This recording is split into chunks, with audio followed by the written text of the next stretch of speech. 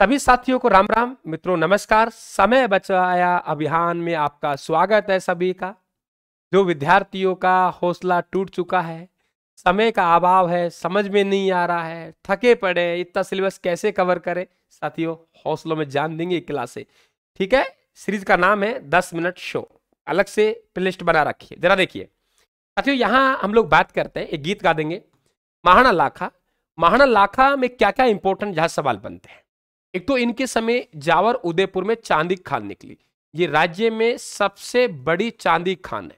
राज्य में सबसे बड़ी चांदी की खान, राज्य में सबसे बड़ी चांदी की खान है तो वे जावर उदयपुर है, ये ध्यान रखना। और ये जावर किसी जमाने में योगिनी भट्टनम के नाम से प्रसिद्ध था। ये किसके नाम से? योगिनी भट्टनम के नाम से। और ध्यान रखना, महाराणा कुंभा की जो बेटी है रमाबाई जी, वो रमाबाई ने यहां अपना जीवन व्यतीत किया था। इनके समय संस्कृत विद्वान है झोटिंग भट्ट और धनेश्वर भट्ट। इन्हीं के समय एक चिड़ीमार बंजारा था। कौन था? चिड़ीमार बंजारा। उस चिड़ीमार बंजारा ने पिछोला झील का निर्माण करवाया था। अब आपको याद करने का तरीका बताऊं, देखो कैसे याद करेंगे। जैसे ही झट से धन मिला, जैसे ही जावर उदयपुर में चांदी खान निकली तो झट से ही धन मिला और लखपति बन बैठा। जावर उदयपुर में जैसे ही चांदी खान मिली तो झट से ही धन मिला और लखपति बन बैठा। यानी विद्वान झोटिंग भट्ट और धनेश्वर, झट से ही धन मिला और लखपति बन बैठा। झट से ही धन मिला और लखपति बन बैठा। झट से ही धन मिला और लखपति बन बैठा। यानी विद्वान झोटिंग भट्ट और धनेश्वर भट्ट हो गए, लखपति बन बैठे मतलब लाखा। साथियों महाराणा लाखा ने प्रतिज्ञा की थी कि तब तक मैं बूंदी के किले को जीत नहीं लूंगा, तब तक मैं अन्न जल ग्रहण नहीं करूंगा। साहब बूंदी के तारागढ़ को जीत नहीं पाया तो मिट्टी का, सुरुट में बात कर रहा हूं, सुरुट में बात कर रहा हूं, कहानी नहीं पढ़नी, फैक्ट निकालने हैं।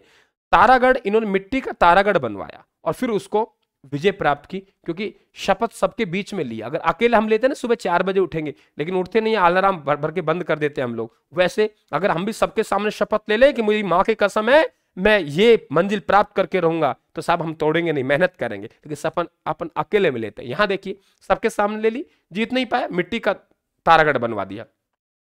तब ये मिट्टी के तारागढ़ को ध्वस्त किया जा रहा था तो कुंभा हाड़ा एक हाड़ोती का सैनिक था। उन्होंने कहा अच्छा हमारी मातृभूमि का अपमान कर रहे, सब अकेले ने मुकाबला किया और वीरगति को प्राप्त हो गया। ये जो महाराणा लाखा है, महाराणा लाखा के एक पहले से बड़े बेटे हैं राजकुमार चूड़ा। साथियों एक मारवाड़ में आप राव चूड़ा की बेटी है और रणमल की बहन है, नाम है उनका हंसाबाई। हंसाबाई का विवाह इस बड़ा राजकुमार चुंडा से होना था, लेकिन कहानी लंबी चौड़ी, विवाह यहां हो गया लाखा से, इस शर्त पे कि हंसाबाई के गर्भ से जो संतान जन्मेगी वो मेवाड़ की गद्दी पर बैठेगी।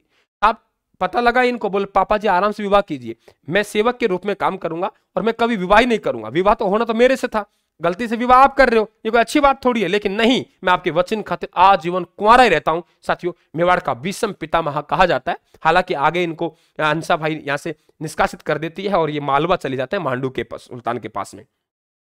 तो हंसाबाई मारवाड़ की राजकुमारी राव चूड़ा की बेटी है और राव रणमल की बहन है, नाम है हंसाबाई। लाखा से विवाह हुआ। विवाह इस शर्त पे हुआ, शर्त पे विवाह हुआ कि इनके गर्भ से जो संतान जन्म लेगी वो मेवाड़ की गद्दी पर बैठेगी और वो संतान महाराणा मोकल था, मोकल मेवाड़ गद्दी पर बैठेगा।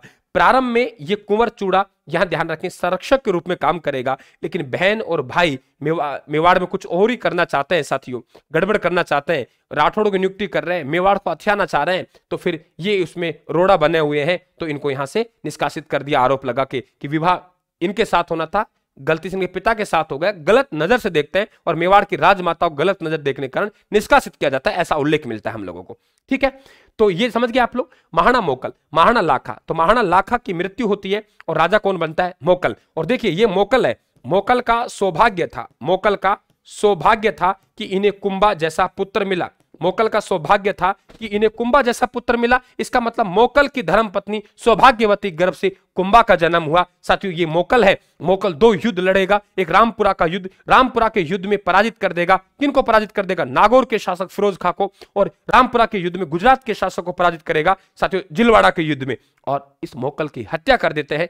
चाचा अक्का ने महपा से कहा चाचा है मेरा, तेरा नहीं, अक्का ने महपा से कहा चाचा है मेरा, अक्का महपा चाचा मेरा, 4 मिलकर मोकल की हत्या कर देते हैं साथियों। और मोकल का सौभाग्य था कुंभा जैसा पुत्र मिला। मोकल की धर्मपत्नी सौभाग्यवती गर्भ से कुंभा का जन्म हुआ और कुंभा कुंभा ये जो हत्यारे हैं इनको मारना चाहेगा और ये हत्यारे मालवा के शासक महमूद खिलजी प्रथम के पास चली जाते हैं और महाराणा कुंभा मांगता है कि मुझे दे दीजिए। महमूद खिलजी प्रथम का नहीं लौटाऊंगा तो साहब कुंभा ने दे मालवा में जाके पिटाई करेगा और वह युद्ध होगा 1437 में, सारंगपुर का युद्ध मध्य प्रदेश में। और उस युद्ध के विजय के उपलक्ष्य में, उस युद्ध के विजय के उपलक्ष्य में, उस युद्ध के विजय के उपलक्ष्य में, उस युद्ध के विजय के उपलक्ष्य में, उस युद्ध के विजय स्तंभ बनवाए। बने रहिए साथियों, आप बराबर हमारे शॉर्ट जीके में 10 मिनट वाले शो में। राम राम साहब, धन्यवाद, थैंक यू।